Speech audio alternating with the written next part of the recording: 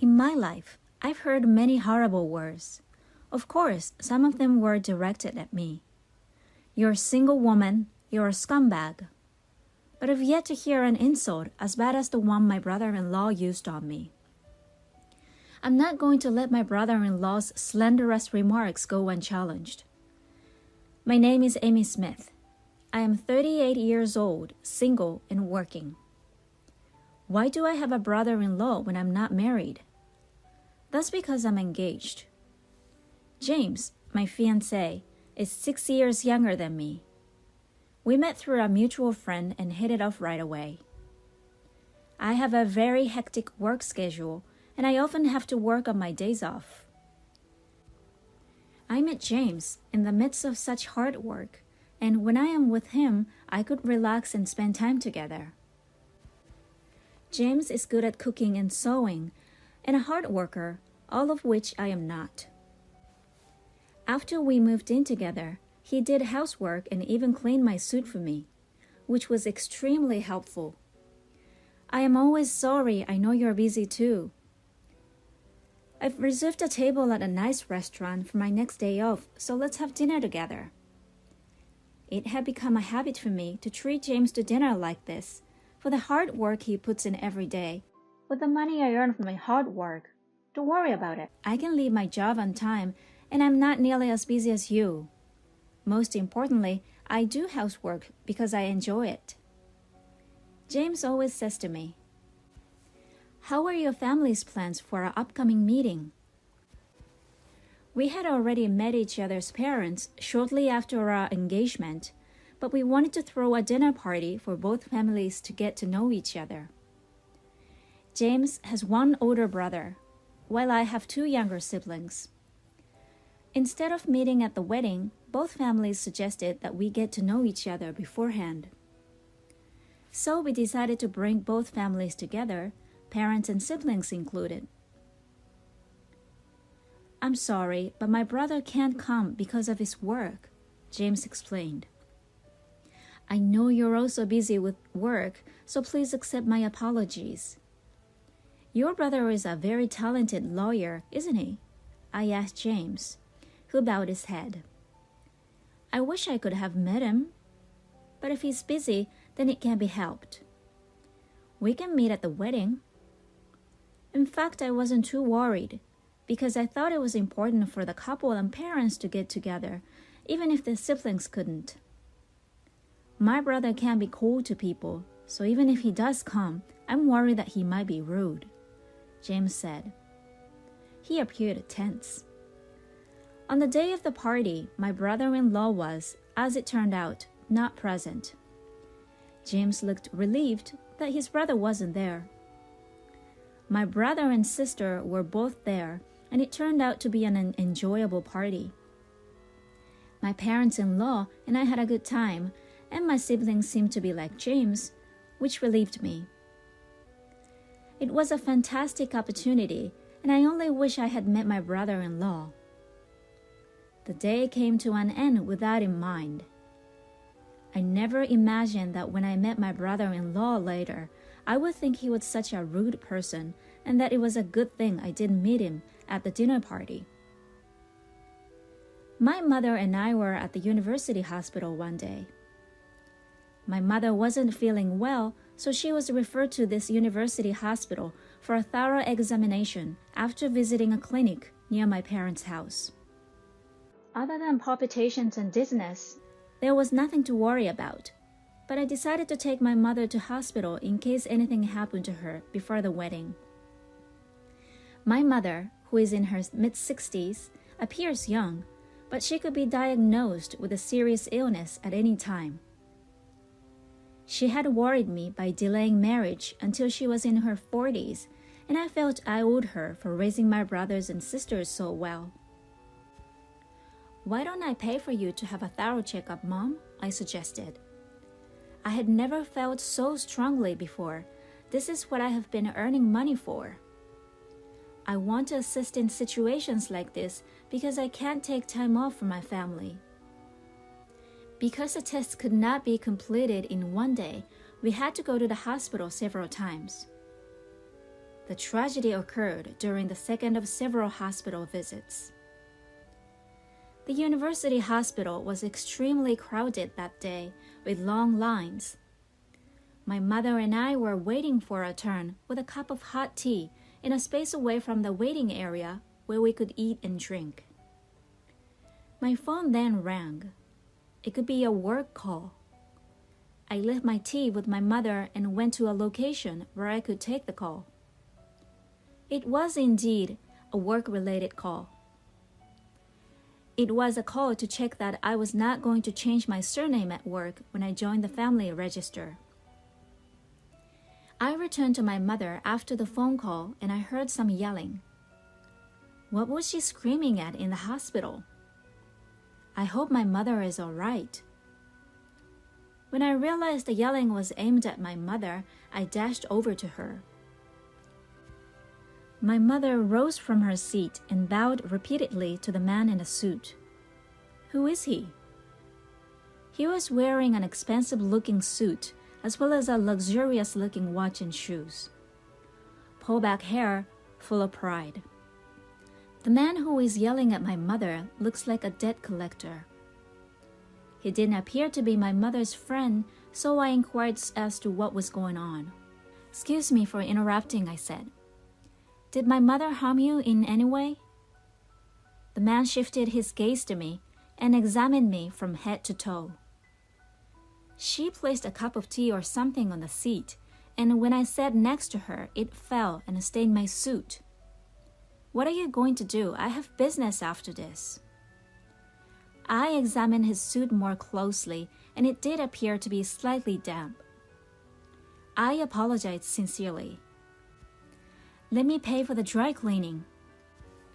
I tried to say, but the man was unconvinced and interrupted me, yelling even louder. The man shouting inside the hospital naturally drew a lot of attention. A few nurses came out, and a crowd quickly gathered. I'll let you off with a cleaning fee, the man said, perhaps realizing that the situation had evolved. Do you have any contact details? How can I contact you? He inquired. Oh no, I didn't have my business card. I always have on hand on days like this. A security guard called out to me. Are you all right? Is everything in order? Is there a problem? The gentleman clicked his tongue and tossed his business card at my feet. Make sure you call me, he said. There's no point in fleeing.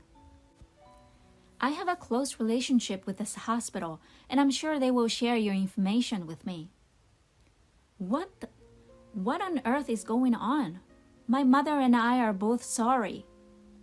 I tried to fight back, but he took one look at my hand and said, You're single at your age?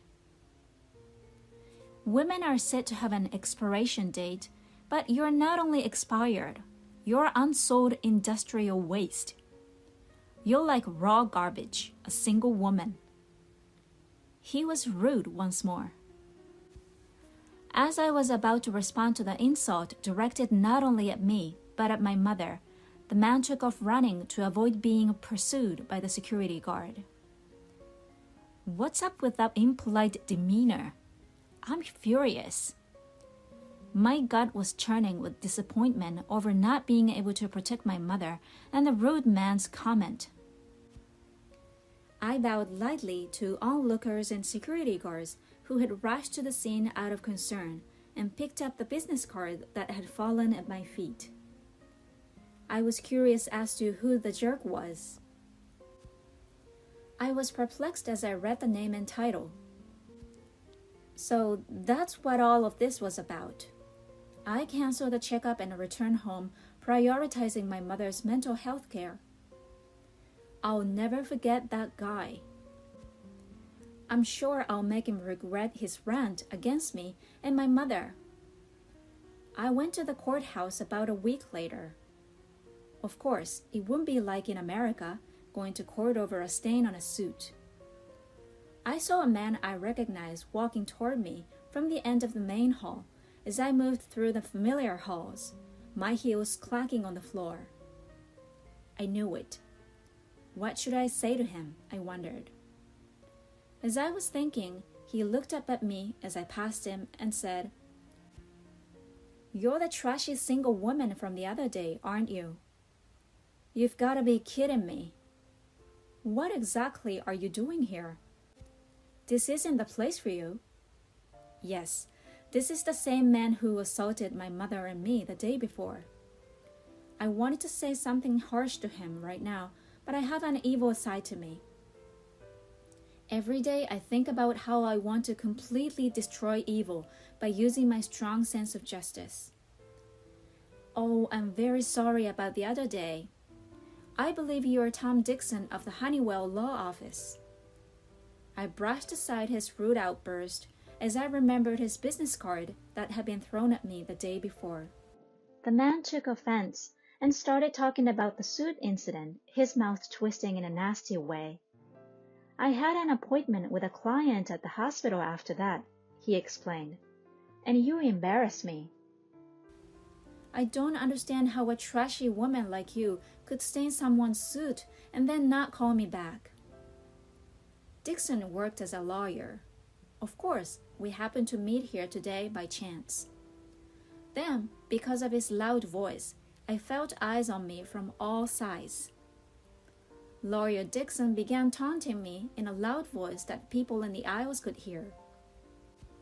I guess he wants to brag, even though I'd have to call security if this continues. There are many men like this in the legal profession. I was shaking my head, which irritated Dixon even more. "Mr. Dixon, what's with your loud voice?" said someone behind me. Someone approached me and asked, "Mr. Dixon, what's wrong?" When Dixon saw the man who owned the voice, he changed his tone and mumbled, "Oh no, this woman." As he took a business card from his card case, the man looked up at me and gasped. When I picked up his business card, it said, "Attorney Honeywell, partner at Honeywell Law Office." This man must be Dixon's boss and the firm's CEO. As soon as he realized who I was, he began shaking and bowing at a 90-degree angle to greet me. "Gosh, it's been a while," he exclaimed. "Dixon, my subordinate, has been extremely rude to you. Please accept my apologies." Then Attorney Dixon, who had no idea what was going on. "Mr. Honeywell, what's going on?" "What's going on, Mr. Honeywell? Are you familiar with this lady?" "This is the jerk who ruined my suit the other day and overcharged me for dry cleaning." Mr. Honeywell, who had turned blue, then grabbed Mr. Dixon by the scruff of the neck and forced him to bow. "Ouch! What exactly are you doing?" Honeywell spoke quietly to Dixon. "How dare you, Dixon? This woman is a prosecutor, and she's my former boss, Smith, who always wins every case she takes on." Lawyer Dixon was perplexed. He couldn't believe the single woman he'd called garbage was a prosecutor. "Yes, I am a lawyer. Since I was a child, I have been unable to overlook injustice, and I was torn between becoming a police officer and a lawyer, and I chose the latter. I became a lawyer because I wanted to bring criminals to justice, even if I couldn't catch them with my own hands. I wanted to bring the criminals to justice and judge them under the law. Now I work for the prosecution after being invited by a former colleague to advance my career. As a result, I am frequently in and out of the courtroom for work. By the way, Mr. Honeywell is afraid of me because I looked after him when he was a rookie. He's a serious man, but he's in trouble because the bond between a trainer and a rookie never fades."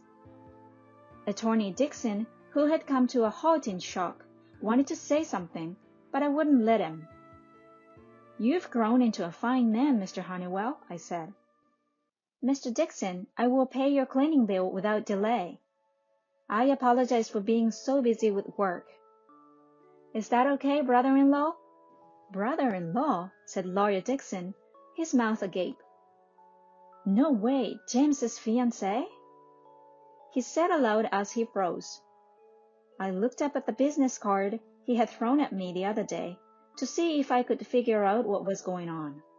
This rude man was, indeed, my brother-in-law, who had missed our wedding due to work. As I watched my brother-in-law, I noticed his face turn pale.